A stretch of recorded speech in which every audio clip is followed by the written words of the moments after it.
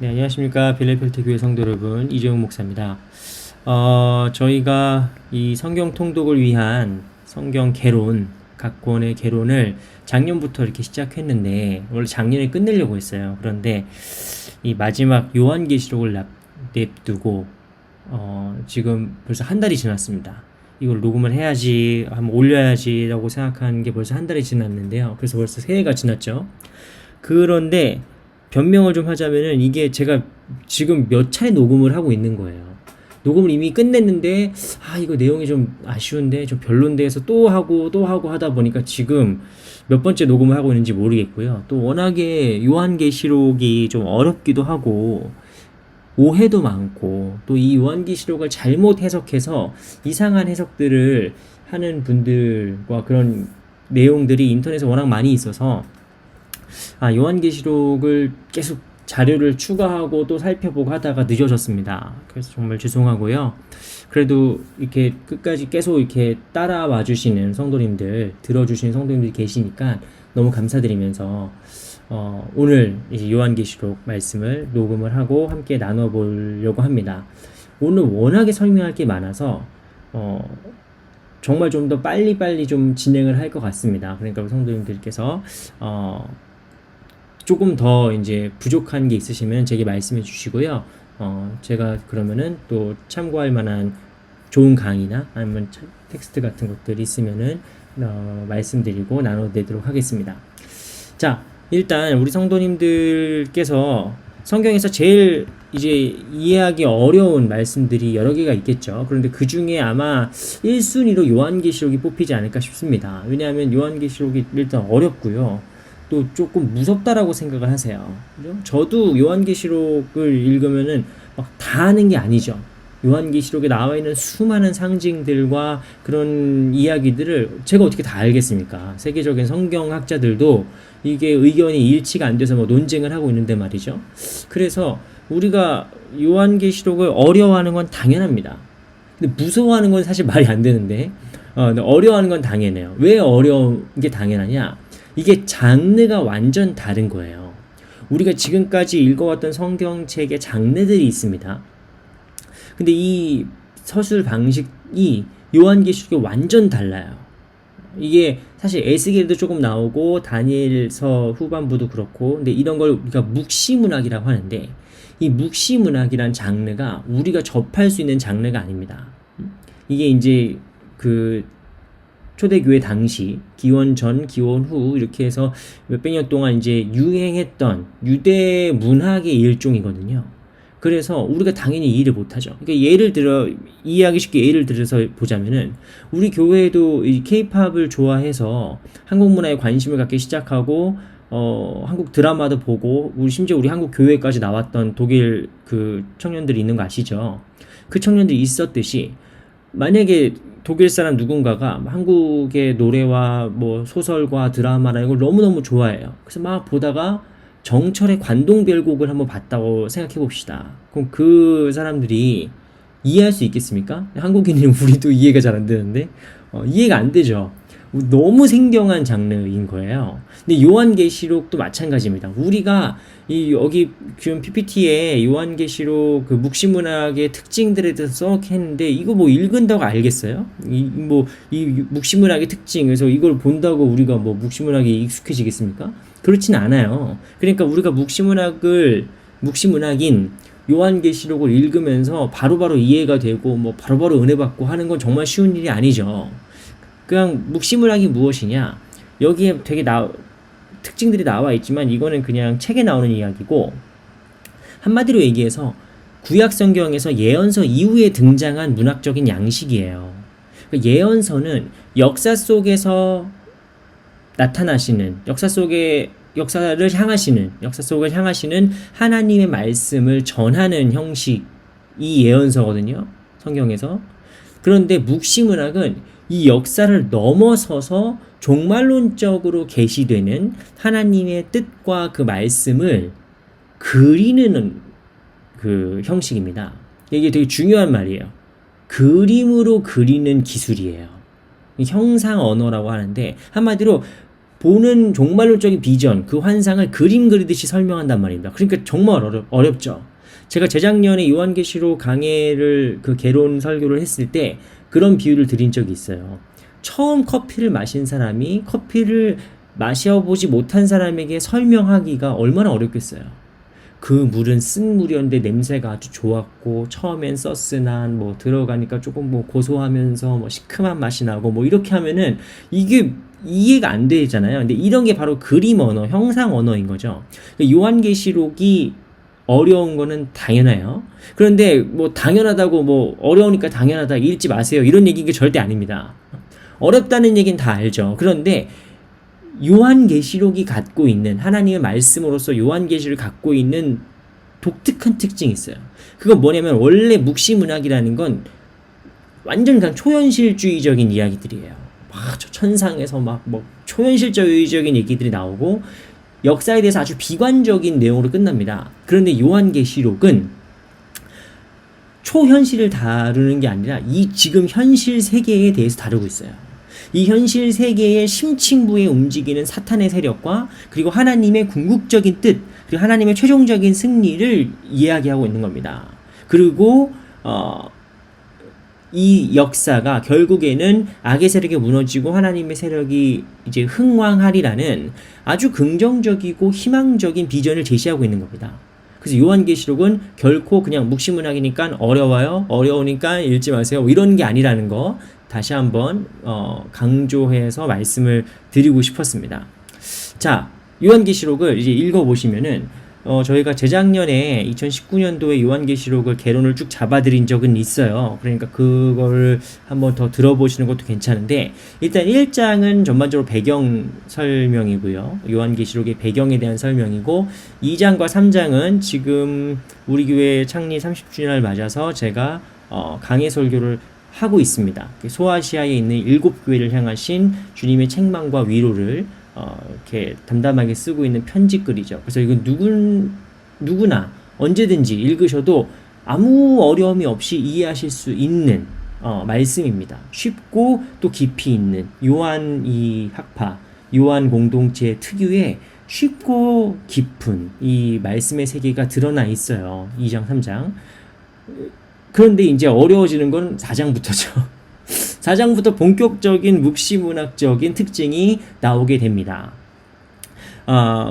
그리고 이제 4장, 5장은 이제 하나님의 보좌에 대한 소개가 나오고, 이제 그 다음부터 일곱인, 일곱나파, 일곱대접, 이 세 가지의 재앙들이 나오고요. 중간중간 또 삽입구가 들어가 있어요. 이게 요한계시록을 우리가 읽을 때 되게 어렵게 만드는 지점이에요. 흐름으로 쭉 가는 게 아니에요. 일직선으로 쭉 가는 게 아니라 살짝 다른 얘기를 하고 살짝 다른 얘기를 합니다. 근데 그 이야기가 갑자기 갑자기 튀어나오는 말씀들이 아니라 그 말씀을 따라 읽다 보면 오히려 더 말씀을 심화하고 깊이 있게 해주는 삽입구들이에요. 어쨌든 이 말씀한 다음에 최종적으로는 하나님의 승리를 보도하고 있는 것이 바로 요한계시록이다. 이 정도까지만 우리가 알고 본격적으로 말씀을 넘어가 보겠습니다.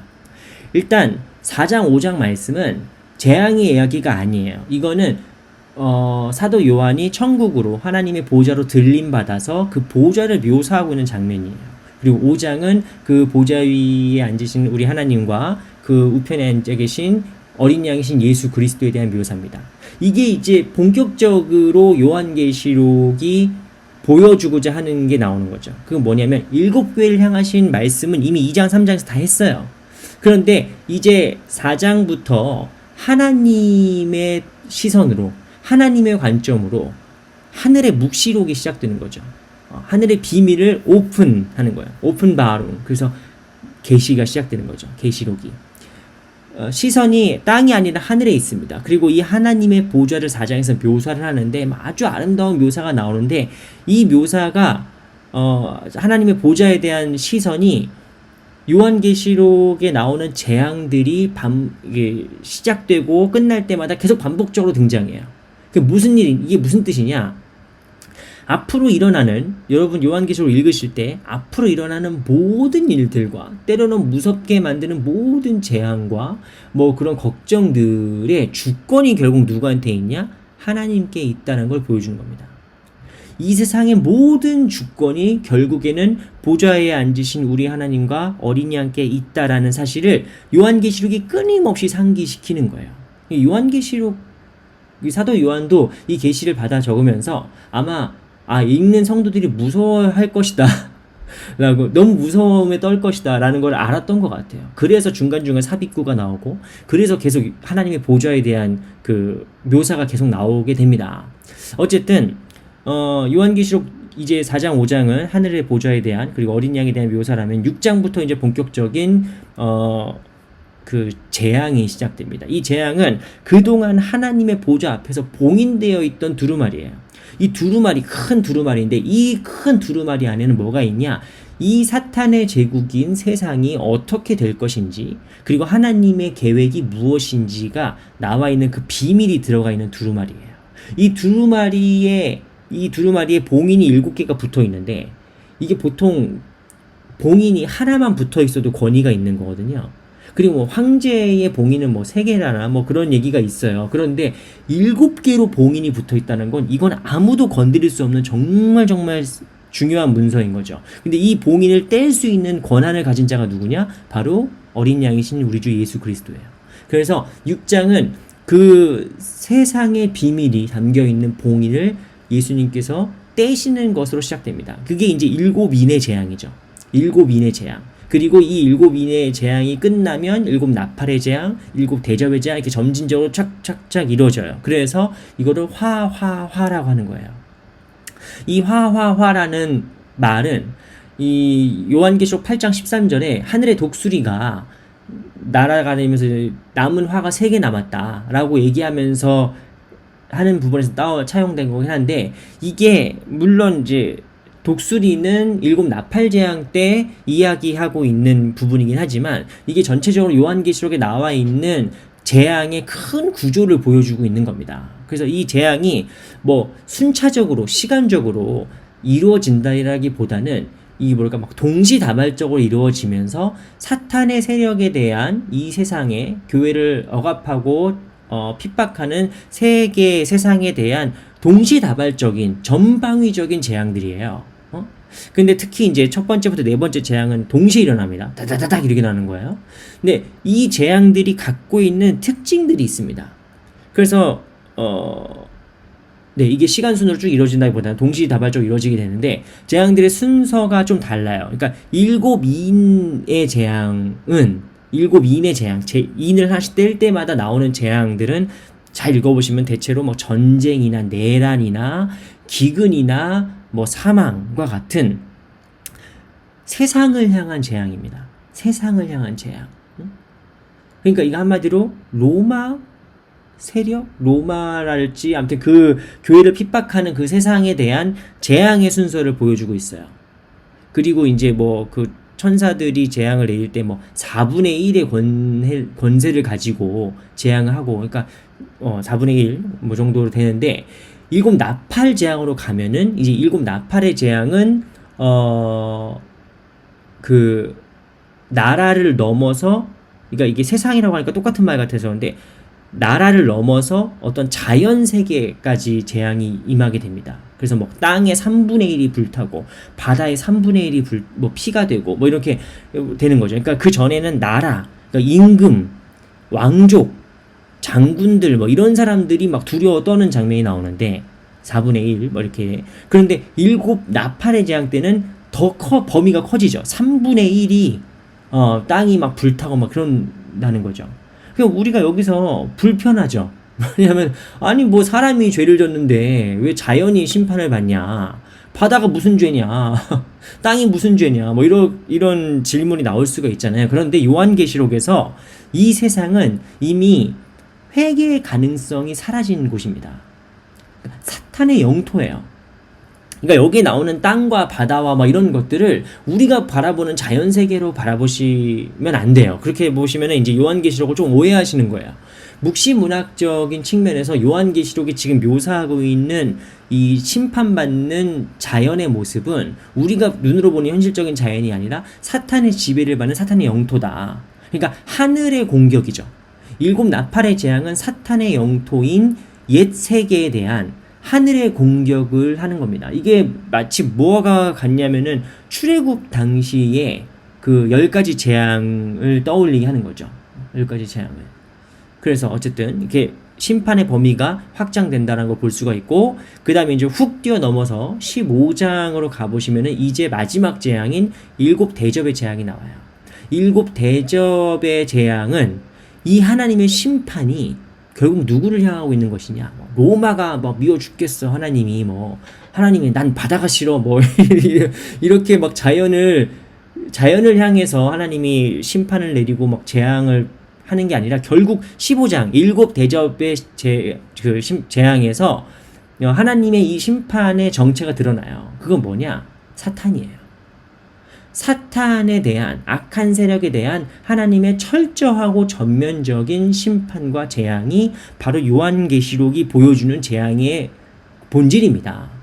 그러니까 요한계시록을 가지고 겁을 먹으면 사탄도 아니고 우리가 겁을 왜 먹습니까? 우리가 사탄이면 겁을 먹어야죠. 우리가 사탄이면 요한계시록 읽으면서 어머 나 이렇게 되는 거야 하면서 막 겁을 먹어야겠지만, 성도들은 요한계시록 읽으면서 오히려 위로를 받아야 돼요.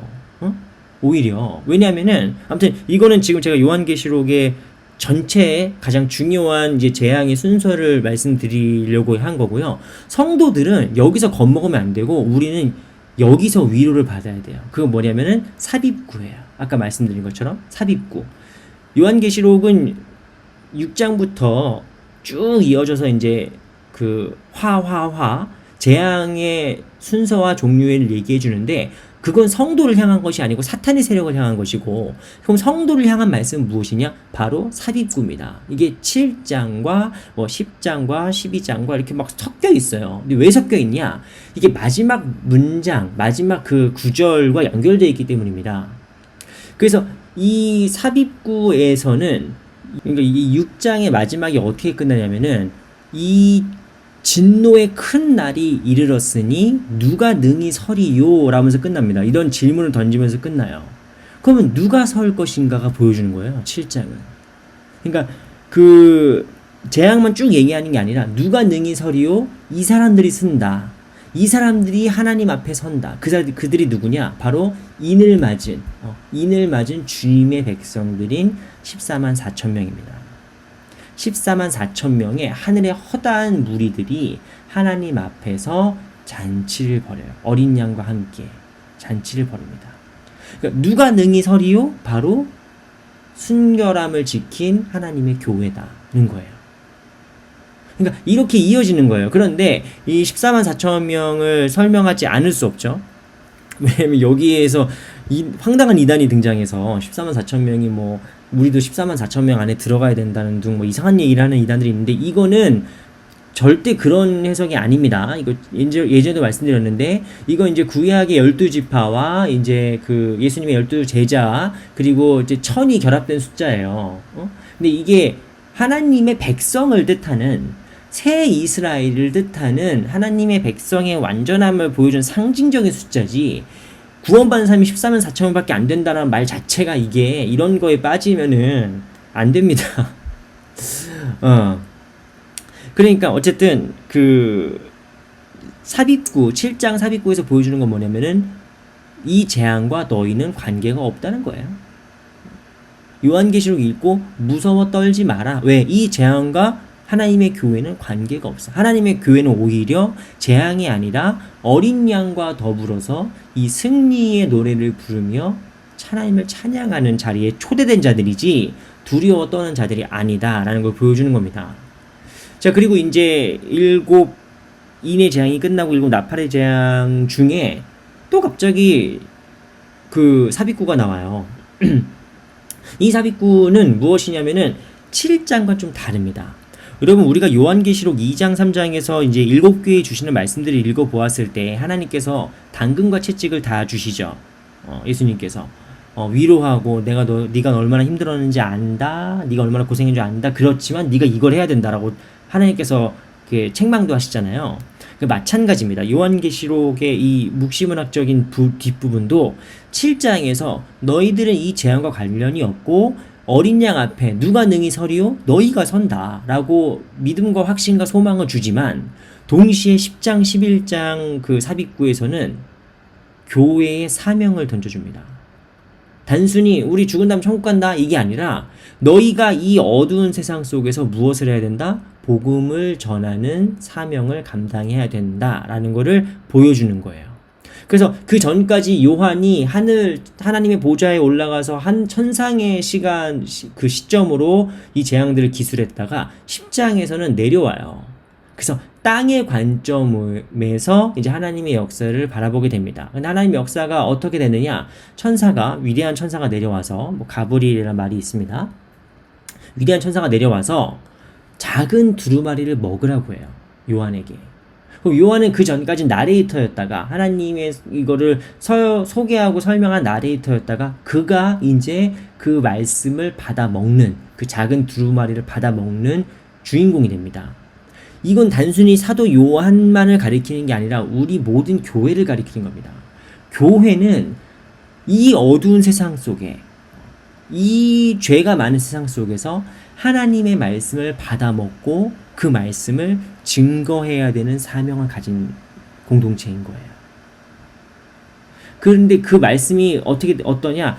먹을 때는 입에 단데 들어가면은 뱃속에서 쓴 말씀이에요.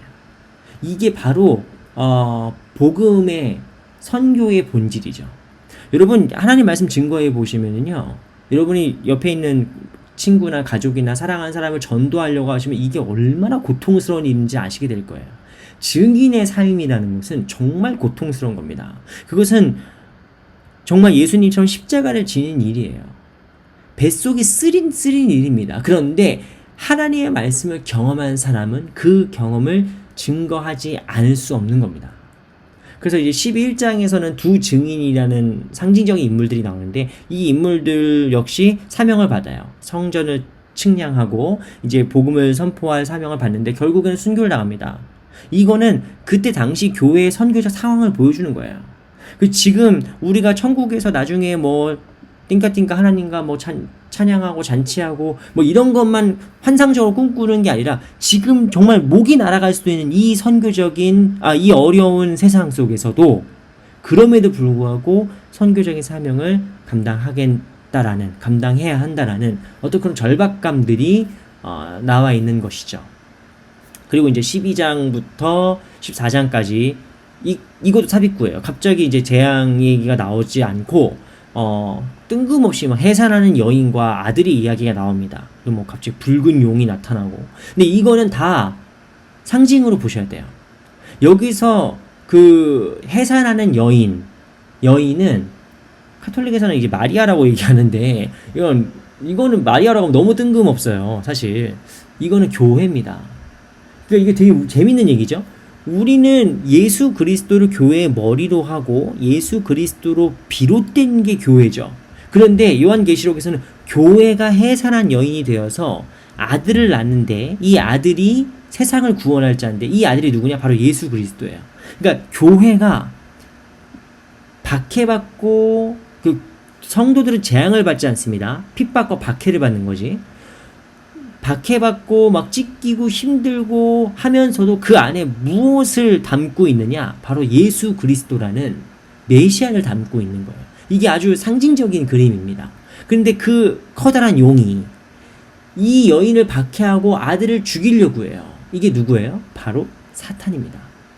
그러니까 교회가 지금 핍박받는 것, 교회가 지금 환난을 당하는 것은 단순히 재수 없어서가 아니라 도미티안 황제가 뭐 미친놈이라서 그런 게 아니라 그러니까 사탄이 현실의 심층부에서 보이지 않는 곳에서 사탄이 세력이 일하고 있는 거예요. 사탄이 추동하는 겁니다. 로마는 사탄이 추동하고 있는 것의 꼭두각시인 거죠. 이게 13장에 더 자세히 나와요. 붉은 용이 바다에서 올라온 짐승에게 세력을 주고 바다에서 올라온 짐승이 땅의 짐승들에게도 세력을 줍니다.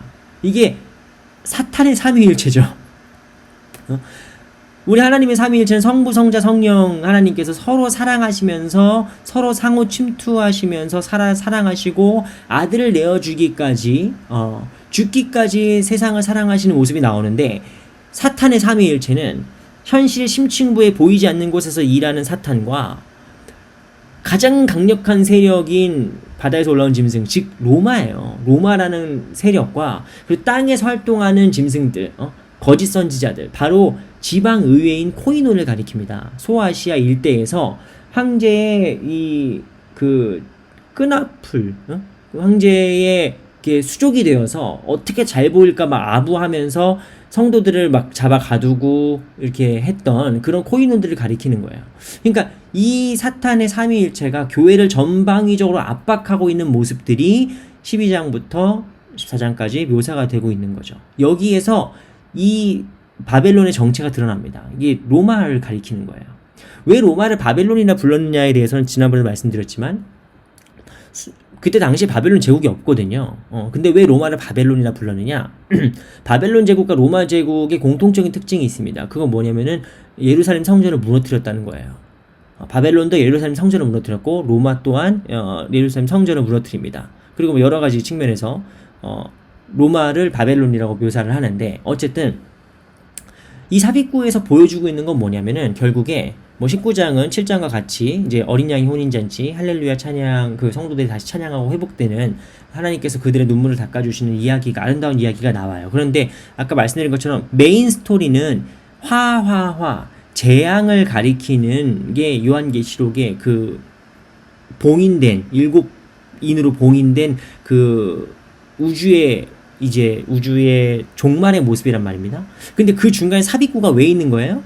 아까 말씀드린 것처럼 위로를 주고 격려를 하고 교회에게 동시에 교회의 사명을 끊임없이 상기시켜주고, 그리고 지금 우리가 겪는 고난과 환난과 이 아픔의 정치를 똑바로 보라는 거죠. 이게 영적인 싸움이고 영적인 전투고 여기서 승리해야 함을 계속 보여주고 있는 게 바로 이 삽입구들의 역할인 겁니다. 그래서 교회는 이 삽입구를 통해서 위로를 받고 소망을 얻고 그 다음에 어떤 그 절박함을 느껴야 돼요. 사명으로 돌아오고 내가 정신 차려야겠구나, 이런 그 각오를 느껴야지, 이런 그 장면을 보면서 막 무서워하고 뭐 저 구원받은 거 맞나요? 뭐 난 14만 4천 명이 들어간 게 맞나요? 뭐 이런 걸로 불안에 떨면은 어리석은 거죠. 하나님께서는 요한계시록을 그렇게 주시지 않았습니다. 오히려 우리에게 소망과 힘을 주시기 위해 전하셨죠. 벌써 지금 30분이 넘어가고 있기 때문에 더 빨리 진행하겠습니다. 자, 그래서 일곱 재앙들이 다 끝난 다음에 사탄이 총력전을 펼쳐요. 이게 바로 아마겟돈 전쟁입니다. 아마겟돈 전쟁인데 총력전을 펼치지만 결국에는 하나님의 군대에, 하나님의 힘에 이제 굴복하게 되고 사탄이 결국 그 옥에 갇히게 됩니다. 그래서 그 7 인의 재앙, 나팔 재앙, 대접 재앙이 순서대로 착착착 그 나라와 옛세계와 사탄에 대한 심판이었다라고 말씀드렸잖아요. 그것처럼 그 심판의 결과도, 재앙의 결과도 바벨론의 패망, 그 7인이 이어져서, 그러니까 로마의 패망, 그리고 짐승과 거짓 선지자의 멸망, 옛세계에 대한 패망, 그리고 결국 마지막에는 용의 패망, 사탄의 패배로 끝납니다. 그래서 그 7 재앙들의 결과로 이제 3가지의 멸망과 패망이 나오게 되는 거죠. 그 이제 요한계시록에서 우리가 읽으면서 조금 어려운 부분이, 용이 잡혔다가 뭐 1000년 뒤에 다시 풀려나고, 그럼 천년왕국 이후에 또 갑자기 또 영적인 전쟁이 이뤄지고 막 이런 해석들이 있어서 우리가 요한계시록을 좀 되게 어렵게 보는 겁니다. 그런데 이거는 단순 예수님의 초림과 재림 사이에 그 한마디로 교회의 시간이죠. 이 교회의 시대에 악한 세력들이 어떻게 활동하는지를 보여주는 것입니다. 우리가 사탄에 대해서 C.S. 루이스가 아주 잘 묘사했듯이, 우리가 성도들이 사탄에 대해서 너무 두려워하는 것도 문제고 너무 무시하는 것도 문제입니다. 그게 사탄의 전략이라고 C.S. 루이스는 묘사했죠. 사탄은 마치 지금 코로나 바이러스가 이렇게 난리인 상황이니까 가장 이해하기 쉽게 비유를 들자면은 바이러스와 같습니다. 왜냐면 예수 그리스도께서 처음 오셔서 초림 때 오셔서 십자가에 달려 죽으시고 부활하심으로 사탄의 모든 세력을 이미 승리하셨습니다. 성도들은, 그리스도인들은 그걸 믿는 자들이에요.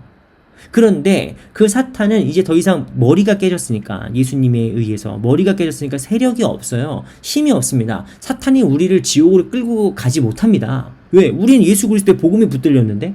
그런데 사탄은 뭐냐면 바이러스 같은 존재예요. 사탄은 아무 힘이 없습니다. 그런데 얘가 숙주를 만나요. 숙주를 만나서 그게 우리인 거죠. 아니면 그게 로마 제국인 거죠. 그게 어떤 권력일 수도 있고 뭐가 있는데, 아무튼 사탄은 바이러스와 같아서 숙주에 들어가면 그 숙주 안에서 증폭하고 번식합니다. 그리고 숙주를 죽이면 안 되죠. 그럼 또 퍼져나가지 못하니까. 이 숙주가 그냥 사탄이 되는 거예요. 응?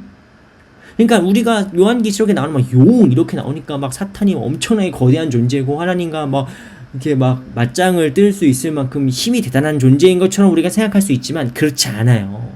사탄은 이미 예수 그리스도의 복음 앞에, 십자가 부활의 그 능력 앞에 이미 패망했습니다.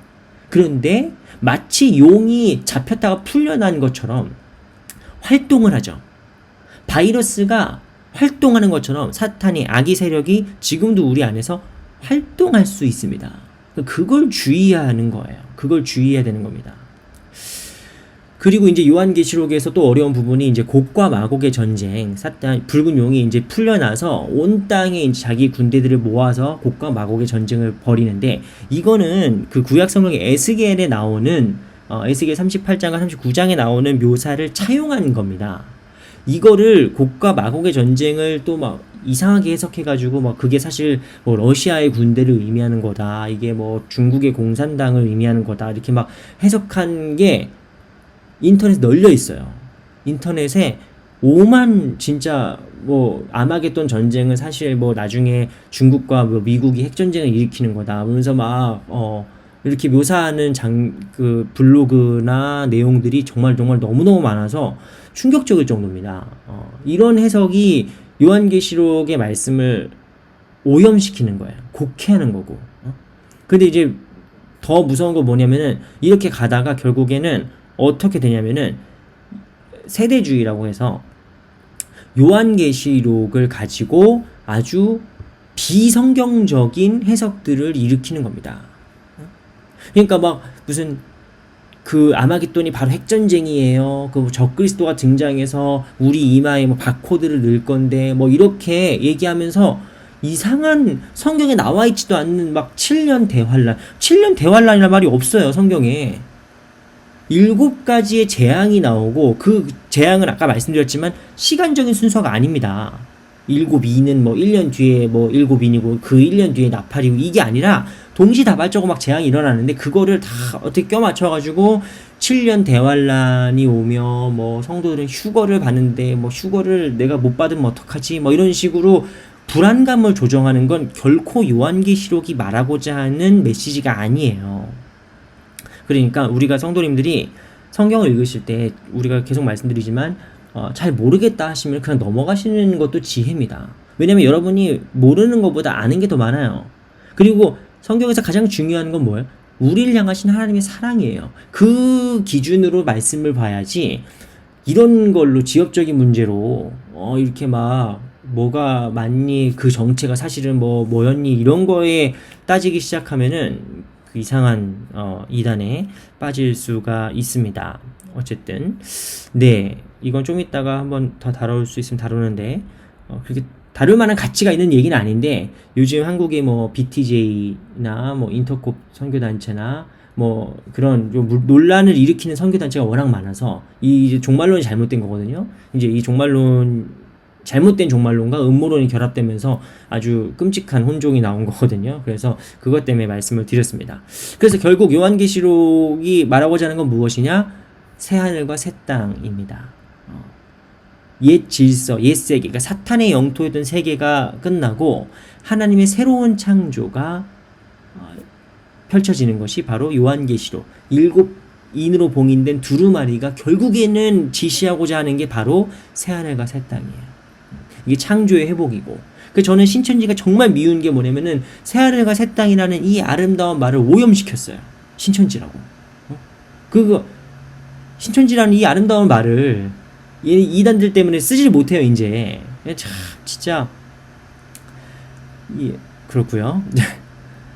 결국에 어쨌든 요한계시록이 우리에게 가르치고자 하는 것은 바로 새하늘과 새 땅, 창조의 회복. 하나님이 최초에 창조하셨을 때 그 아름다운 세계가 회복되는 것이죠.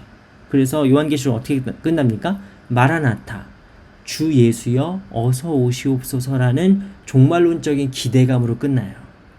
그래서 이 요한계시록이 우리에게 주고자 하는 건 무엇입니까? 재앙이 아니라 복이고 평안이고 위로입니다.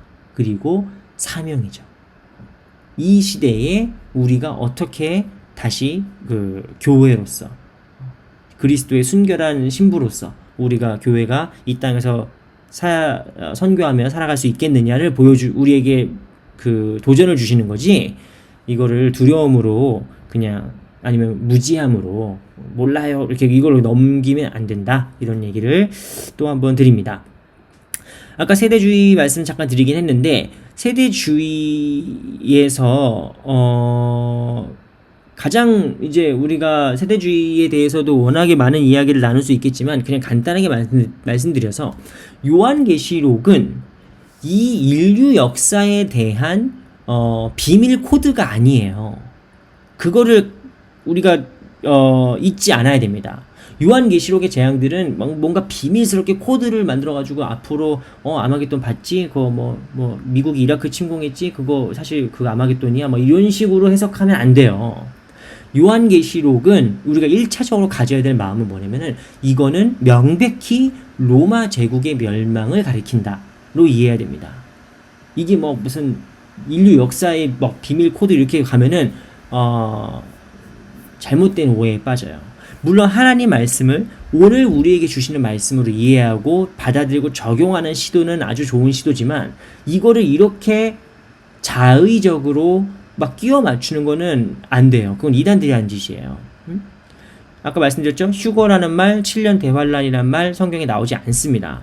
그리고 뭐 곡과 마곡, 뭐 중공군이니 러시아군이니 핵전쟁이니 이런 말 나오지 않아요. 그렇게 해석해도 안 됩니다. 이거는 세대주의라고 해서 아주 뿌리 깊은 음모론, 종교적인 음모론에 가까운 그런 조류이기 때문에 오늘날 어느 교단과 교파와 신학에서도 인정받지 못하는 주장들입니다. 그래서 이 세대주의에 대해서는 나중에 궁금하시면 제가 조금 더 세대주의에 대해서 더 많이 배우고 더 많이 좀 알아보고 말씀을 좀 드릴게요.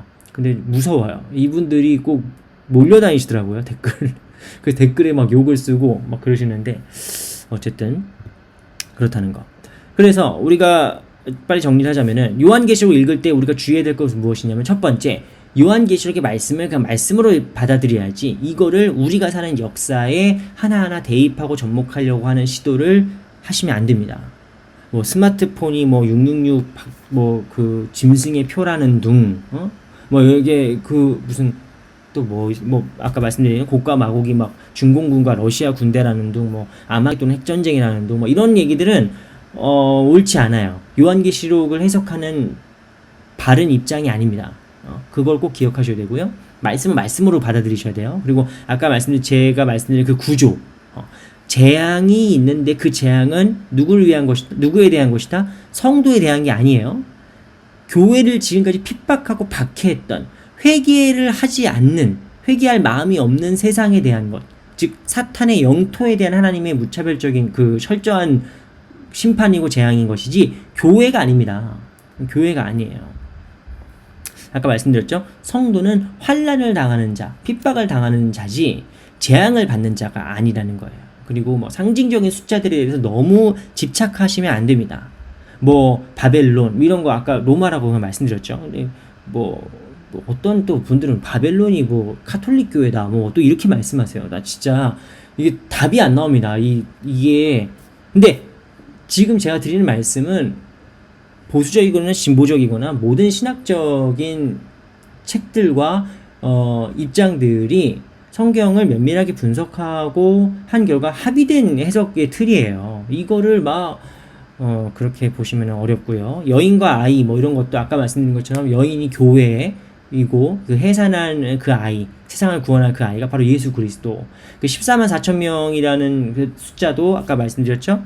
하나님의 백성의 완전함을 수많은 하나님의 백성들을 보여주는 것이지 진짜 수치적으로 14만 4천 명만 있고 이런 게 아닙니다. 그리고 짐승의 숫자로 이제 13장에서 지혜 있는 자는 이 짐승의 숫자를 세어보아라. 그 666이라고 써 있는데 그 666도 진짜 무슨 숫자 666이 아니라 그 게마트리아라고 해서 그 666이라는 아라비아 숫자가 없었어요 당시에. 아라비아 숫자가 없단 말입니다. 그 게마트리아라고 해서 문자를 숫자에 대입을 해요. 그러니까 666을 세어보면은 우리는 이게 그냥 숫자 666이지만 당시의 초대교인들은 666을 보는 순간 대번에 이 문자가 조합이 됩니다. 이 문자를 조합하면 누가 되냐? 네로가 돼요. 네로 황제. 이때 당시에 요한계시록에 쓰여진 AD 95년 당시엔 이미 죽었는데 그 네로가 환생했니 뭐니 뭐 이런 헛소문들이 돌았었어요. 그러니까 한마디로 666이 가리키는 거는 무슨 바코드, 이마에 바코드 심고 막 손목에 바코드 심는 그런 이상한 그런 디스토피아적인 그런 전망이 아니라 그때 당시에 로마의 황제를 가리키는 뜻입니다. 이렇게 하죠. 자, 어느덧 녹음 시간이 거의 40분을 넘기고 가장 긴 녹음이 될 것 같은데요. 예. 요한계시록의 주제는 무엇이냐? 결국 뭐예요? 예수 그리스도의 계시입니다. 예수 그리스도의 계시 그리고 예언입니다. 근데 여기서 예언이라는 말은 앞으로 이제 뭐 7년 대환란이 언제 일어날 거야 뭐 이런 걸 하는 예언이 아니라 페아큠디궁 주님의 말씀을 선포하는 것으로서의 예언이에요. 이게 바로 요한계시록의 이름에도 나오지 않습니까? 오픈바롱, 계시하는 거예요. 문을 열어서 예수 그리스도의 그 속마음, 하나님의 속마음을 보여주는 건데 그 속마음은 뭐예요? 교회들을 향해서 위로하는, 교회를 사랑하고 기대하고 교회에게 다시 한번 사명을 맡겨주시려는 예수 그리스도의 마음이지 두려움을 심어주려는 게 아니란 말이죠. 그리고 요한계시록의 주제가 뭡니까? 온 땅의 주인이 바로 우리 하나님이시다. 지금 로마 제국이 세상의 주인인 것 같고 사탄이 교회를 다 잡아먹을 것 같이 보이지만 아니다. 오직 하나님만이 우리의 주인 되신다. 그래서 밑에 써있는 라틴어 문구는 요한계시록 4장 11절에 나오는 말씀인데 이 라틴어 문구는 사실은 로마 황제에게 당시 했던 말이에요. 그 말을 성도들이 로마 황제에게 대하여 하지 않고 오직 우리 주 예수 그리스도를 향하여서 이 믿음의 고백을 하고 있는 거죠. 하나님 보좌에서. 그런 천국의 비전을 계속 보여주는 겁니다. 네. 그러면은 이제 여기까지 해도 요한계시록에 대한 개론적인 이해를 좀 충분히 전달해 드리지 않았을까라고 생각을 합니다. 조금 더 자세히 알고 싶으신 분들은 그루터기 교회의 안용석 목사님 예전에 장신대 교수님이셨고 지금은 서울여대에서도 강의를 하시는데 이 안용성 교수님이 하신 요한계시록 강의가 있습니다. 3시간짜리예요. 근데 한번 들으시면은 피가 되고 살이 되는 좋은 강의입니다. 이 강의를 들으시면서 좀 더 내용적인 부분들을 더 들어보시는 것도 좋겠고 CBS 성서학당에 가보시면은 이제 삼일교회 송태근 목사님께서 요한계시록을 강의 설교하신 게 있어요. 그런 것들을 중심으로 조금 더 궁금하신 것들, 읽으시다가 이해 안 되시는 것들은 그런 식으로 이제, 이해하시고 또 은혜를 받으시면 좋겠습니다. 정 모르시겠으면 일단 저한테 물어보세요. 인터넷으로 괜히 이것저것 찾아보시다가는, 이상한 이야기에 선입견이 생겨버립니다. 자, 그러면은 오늘 아주 긴 시간 동안이었는데, 끝까지 들어주신 성도님 너무 감사드리고요. 요한계시록을 마지막으로 이제 우리가 성경 통독을 위한 개론을 마치려고 합니다. 그리고 아마 다음 시간쯤에 성경 다시 한번 우리가 쭉 알았는데 성경이 무엇이고 또 어떻게 읽어야 될지에 대해서 잠깐 한번 리마인드를 하는 관점으로 한번 우리가 이야기를 같이 나눠보도록 하고요. 그 다음부터는 좀 다른 컨텐츠로 성경 공부를 계속 지속을 하려고 생각합니다. 어쨌든 끝까지 들어주신 성도님들 너무너무 감사드리고 오늘은 여기까지 하겠습니다. 네, 감사합니다.